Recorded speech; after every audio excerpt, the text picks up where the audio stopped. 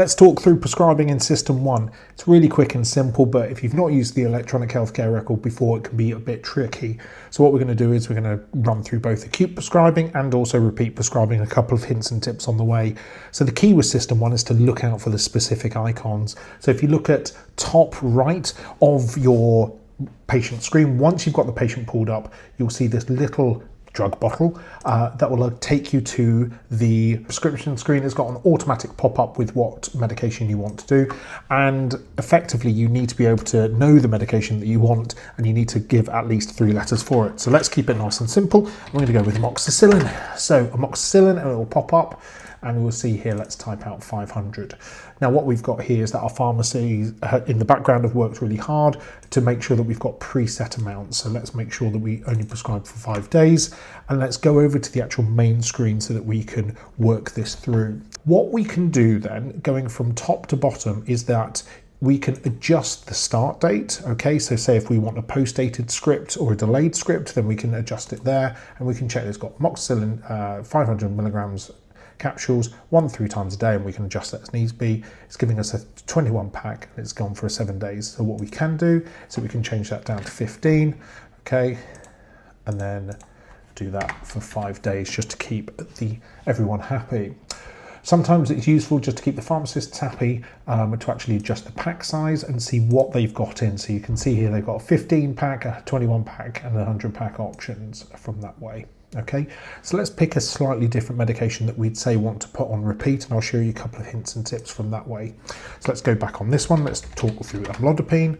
So we're going to go amlodipine, 5 milligram tablets, and hit OK. Take 1 daily, and you can see they've added one to it. It's good to add that extra detail. So let's add that in there. So let's just keep it with to lower blood pressure so patients are aware. We're happy for it to start today.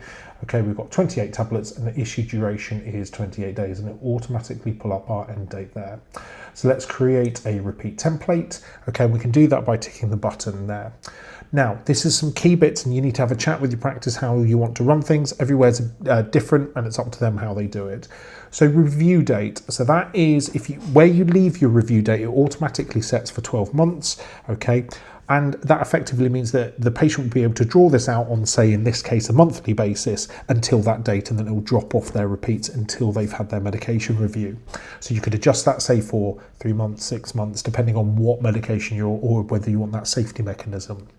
The other bit as well is that you can do it on issue numbers, okay? So you can either have both of them, or you can have one of them as well. So you might want to say, right, I only want the patient to have 12 issues before they come in and have their repeat medications. Again, every practice runs it slightly differently.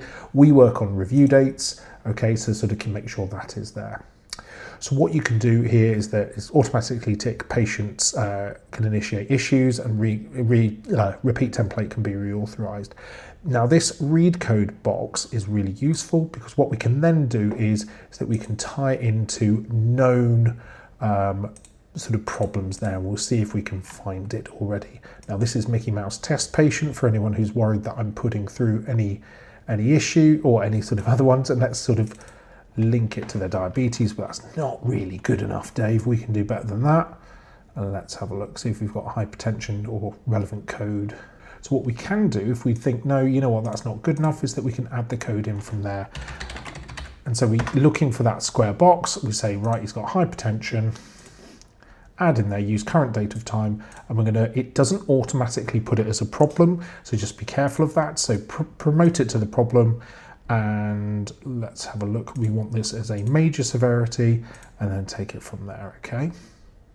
So it's going to take a bit of time. It's going to ask us to pull anything further, so we just leave it as that, as blank for the time being. So what will happen is that we've got hypertension there. We hit OK, and it should add it automatically to our repeat templates. So let's say we're worried about mental health and we want to do something like mirtazapine, but on weekly prescriptions. So I'm going to review them in a couple of weeks' time. So again, top right corner, we're going to go automatically repeat template. We're going to type in mirtazapine, 15 milligrams here. And instead of the 28 days, we're going to go down to 7 and 7. And we're going to add, let's see if there's anything suitable. So let's add 1.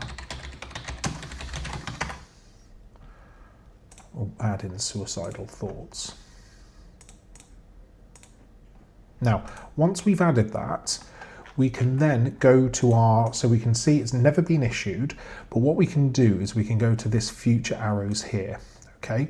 So this will then allow us to future issue all the medications, and you can see here that it's going to issue it today on the 13th and on the 20th and 27th, and that way it sort of breaks down that barrier for however long you feel appropriate for this.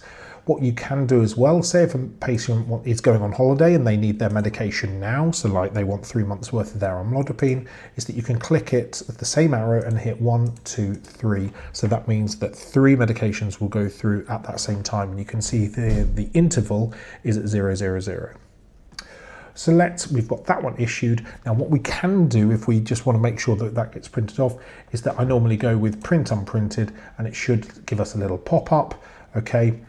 Now, because this is a test patient, this hasn't got the electronic healthcare record linked, okay, but sometimes there'll be a nominated, or there will be a nominated dispenser, and you'll be able to sort of take it from there. So I'm going to hit cancel, but if you hit the printer now, then the printer will kick in. And so I hope that quick summary on prescriptions has been really useful. Make sure you subscribe to the channel so you don't miss out more on this SystmOne Basic series.